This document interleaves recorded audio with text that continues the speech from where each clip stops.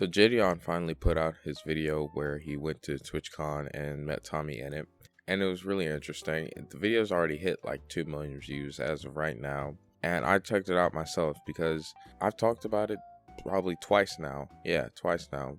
Just talking about the response and the initial drama, everything that went on in between. Pretty much I've left alone, and I just wanted to wait for the video because I was pretty sure that he was still going to post it. I even looked at the laws and was like, oh, okay, well, it's illegal thing in the place that he's at to film people in public. And he even got called out like in the video that he was recording people's faces by one of Tommy's fans, and security was pretty chill about it because he was following the law. Now I will say, all we have to go off of is the footage that he put out, and of course it's edited because you can't just post like the entire 45 minutes where you're just sitting in line. Nobody wants to watch that. I don't want to watch that. What I saw, it was Gideon normally doing his normal thing, just being loud and sometimes obnoxious, and that can rub people the wrong way sometimes, and that's exactly what happened here. Tommy's fans aren't really the type of people to be like, oh, Gideon's so cool, yeah, let's yell with him. Let's be like, oh, Tommyinnit, oh my god. They're just not that demographic, and that's okay. Not everybody has to be like that, but there's a difference between not liking something that somebody's doing and then taking active steps to get them, removed, or say that they're harassing somebody. Especially, there was one point where apparently they yelled, shut the F up at Gideon, and then they were like, oh, okay, he's harassing us because he's yelling and being weird by you saying Tommyinnit is hot. It's so odd.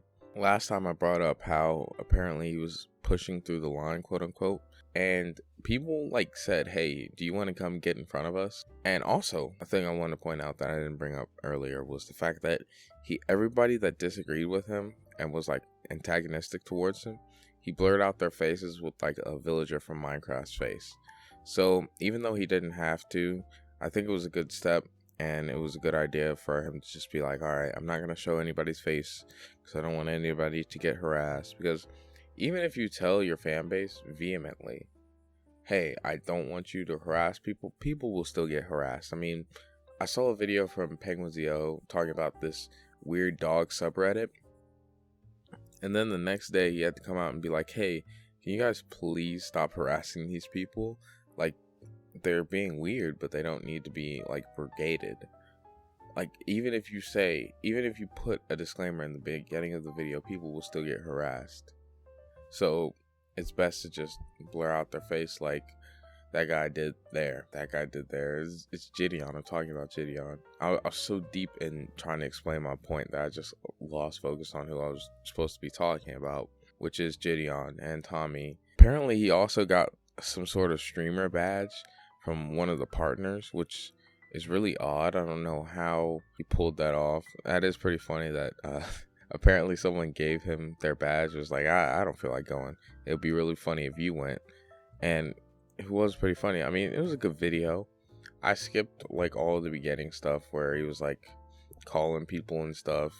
I just skipped to the TwitchCon stuff because that was the main thing I wanted to see. You know, honestly, other than the Tommy stuff, pretty much everybody was super positive towards Gideon. I mean, Hassan was apparently pretty happy to see him. It was real nice. That was a real cordial interaction. Then, of course, Pokimane, because they're friends.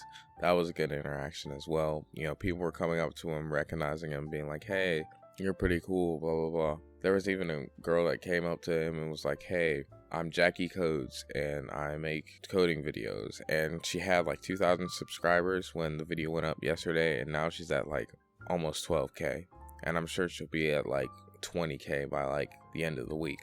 I honestly find it so funny that like they were acting as if he did this horrible thing. And I do want to say that like I didn't see the 100% full story. Nobody did except for the people that were there.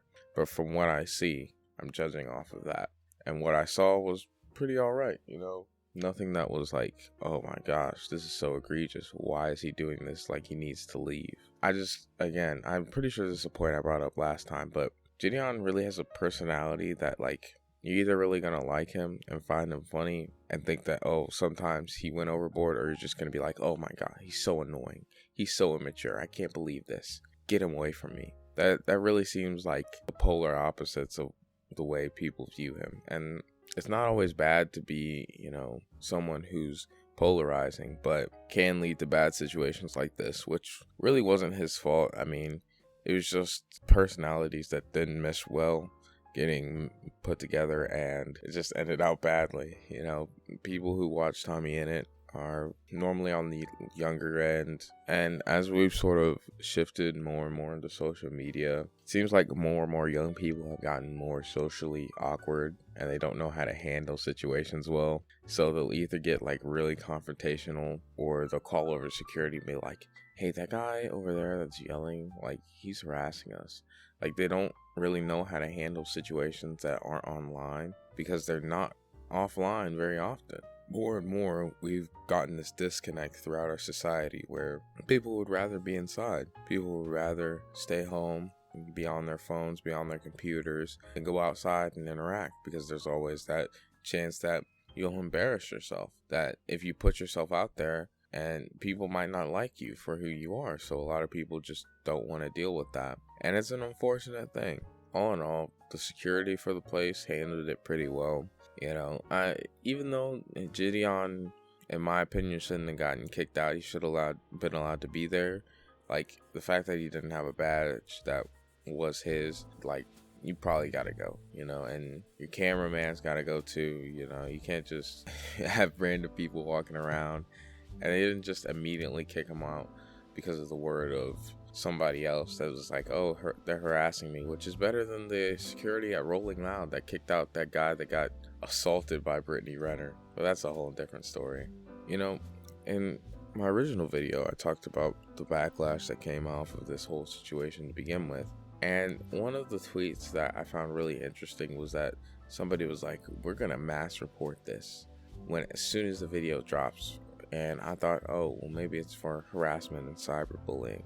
Well, from what I saw in the video, there was no harassment. He could have harassed people off a camera, but it wasn't there, right? So you can't get him there.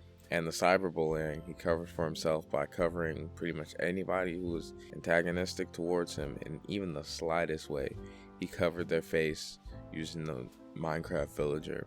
So I think he's really in the clear. Like, I don't understand what else you could even report him for. Like, I don't know. He will definitely still get mass reported though, because that's just how things are.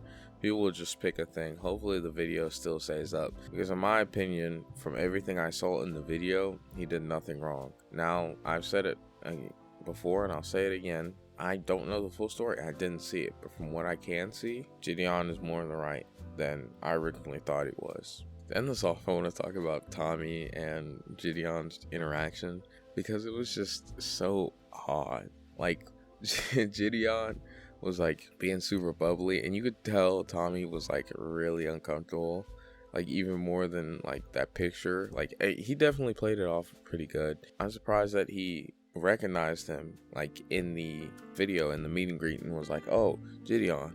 But then in his video where he was talking about him, he goes, oh, well, this guy, this content creator. Like, just say his name. Like, that's such a weird thing where like these big creators won't say smaller creators' names. Like, another example, when the whole Pokimane and It's a Gundam drama went down, there was this thing where Philip DeFranco covered it and just did not say It's a Gundam's name. He just said a small creator, like, over and over again, to the point where it was ridiculous.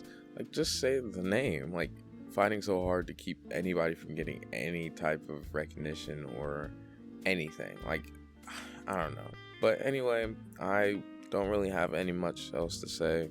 Thank you all for watching. I really and truly appreciate it. Goodbye.